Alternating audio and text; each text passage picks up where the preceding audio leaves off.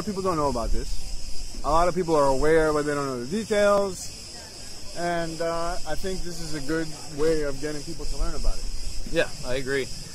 And of course, everything that I'm gonna say is, you know, I've been paraphrasing off of some literature that I found. And I guess my goal is to just kind of share the facts. More than just the article that you sent me, or that, basically? That, basically. But, you know, some of the details are important, and the fact, like you said, like a lot of people don't even know or wouldn't have guessed that this was actually a thing, especially, you know, after World War II, societies were kind of evolving and growing, and, of course, like, the big root of this is essentially censorship, which would come from America with the First Amendment. And now in a technological age, never more has it been easier to be your own media member, your own reporter, your own podcaster, what we're doing right now. Exactly. And nobody can censor you. I mean, unless you start doing some crazy stuff. Unless you post it on YouTube and you say something they don't like. And then they just take there are lines, of course. Well, but the lines have been a little weird lately. But we could say one word and they'll ban. Of course, books have been censored recently, like, you know, Huckleberry Finn in the past. Yeah, they're getting here and there. The canceling of a lot of things is getting a little. And it's, you know, you can go one way or the other how right or correct it is, for lack of a better term. Yeah, but it happens. But it happens. I mean, it's been happening for years. It happens. It happens here. You know, sometimes justifiable, sometimes not.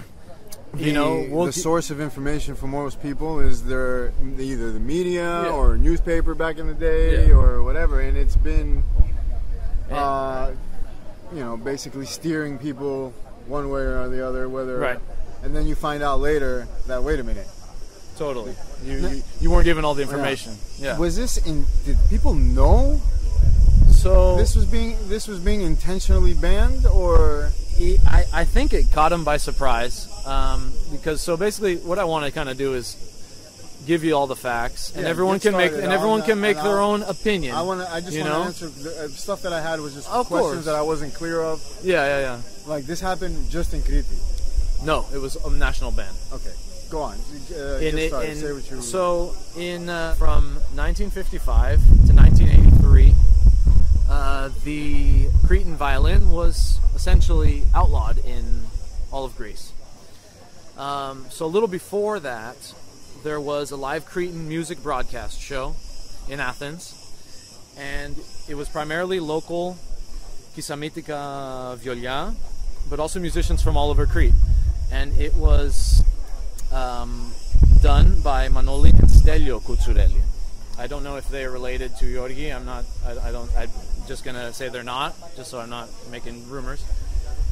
So they had the show. Sure, they have some kind of relation, maybe. Right. So in the meantime, there was a student graduating from. He had studied Byzantine music, Simon Karas, and he, I believe it was. I didn't write down the exact date, but a little before 55, he joined the national radio broadcast in Athens. And it was about then, before 55, where Manoli Kutsureli passed away, and his brother Stelio returned to Crete, and they gave up the show. And he took over. Karas took over and canceled the program. So at the same time, because also Nafti was living in Athens for a period of time. At the same time, he returned to Crete, where the local radio show in Chania, I believe, Chania Arkisamo, he was showing up to do his weekly show. They would go and play a couple sira, and he showed up, and they told him, "You can play, but you can't play violin." So it was a national ban of the Cretan violin. Like other places could play violin, Shotika, mainland stuff. They could still play violin. They were playing violin, but there were other instruments that were affected as well. Like other parts of, but it wasn't. It was specifically. From what I remember reading, they wanted each part to have their own national, their own instrument. Yeah, exactly. Their own. And of course, there's a little bit hearsay too, because like I've heard interviews with Nafti where he's like saying how they Caras destroyed Epirotica music too. Yeah, there's and, a you know lot what? of I hearsay. didn't get the details to give on that a one. Lot is, for a that lot part. I read, I remember like marking like hearsay or open to interpretation. Of course. Because that's really like you can't argue with any of this. Right, right. This happened. Right. It affected big time. Yeah. The culture and everything. Because he decided to censor a lot it. of hearsay and yeah. Right. Well, because even the article that I am kind of paraphrasing from, there's a quote from Nafti's book, which is the Cretan Lira, a myth, and which I don't think you can find. That's what Boboli was telling me. Yeah, I I tried looking for it. I believe it's also censored. Someone has to have it. Someone must have it somewhere, but it's probably rare and worth something. Well, maybe we could do something about that. So, yeah, and so in Nafti's book, he argues that the lira wasn't played in Crete until 1723 by Muslim Turks. And none of us can really say how valid that is, right? But you got to think of too. I mean, all of the Mediterranean and the Middle Eastern areas were all parts of the same empires at different times. So the Byzantine was first. We were all the same. I mean, baklava, they have it as far as, as Middle East. I mean, the difference past between, Turkey the difference between us and Turks are like names and languages. Exactly. That's it. Exactly. I mean, let's have be real. you seen, nowadays that people are doing Ancestry and all that? Have you ever seen a Greek friend of yours post one that wasn't like even northern parts of Africa? Yeah. It's all was the same thing. It was all mixing and matching. I'm curious to see my right? I know. So comes back full Cretan. So the opposition to that was basically that Caras argued that the violin is a Western instrument and that only the lira is Cretan. Which again is up to debate, is up for they're talking about 100 years before their time. If you ask me, it's stupid. That's a It stupid is. statement. Yeah, it is. That the lira is and the violin is not like they both came from somewhere else. Exactly. It's not like they just came. Exactly. Like, violins played everywhere. Okay, fine. You want to say that we want to play something different than the rest of the world? Fine. Right. Exactly. But violin is like look at all the Nishotti guys. It's all violin. Yeah, exactly. It's like they say it for a reason because you can do a lot of things with the violin. Yeah, right. I mean, you can do a lot of things with the lira too. Throw another string, and you can pretty much do the same. Yeah, exactly.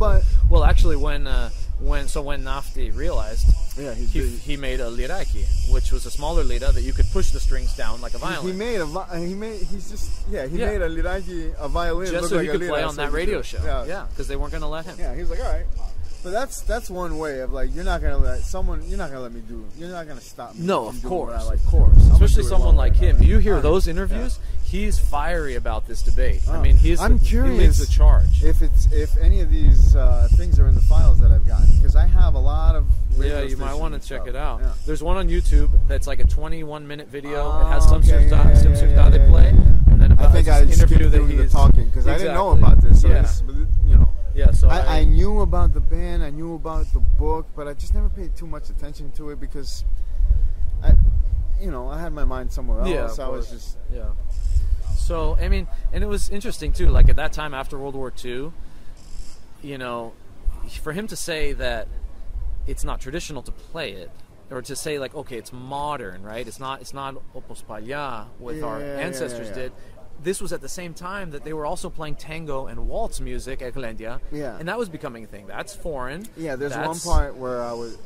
I think they mentioned that. They mentioned that in there, yeah. But the one part where he says Scordalo said that before 1947 they weren't. There wasn't a Glendia without they would listen to violin. They would. Yes, quedaban en el pure volumen violin. Yeah. Or they would be entertained by violin. Yeah, right? I read that. I have that written down here too. Yeah, that I think Scordalo was trying to brag about himself, talking about how he became big after that time, changed the game after. Yeah, right. That's where I think that statement's open to interpretation. Yeah, and in 47, people weren't really listening to Critica, period. No. I mean, 47 maybe. I think the tango and the stuff was more in like the 60s. It was right after World War II. 50s, 60s, okay. I think. Yeah, it was right after.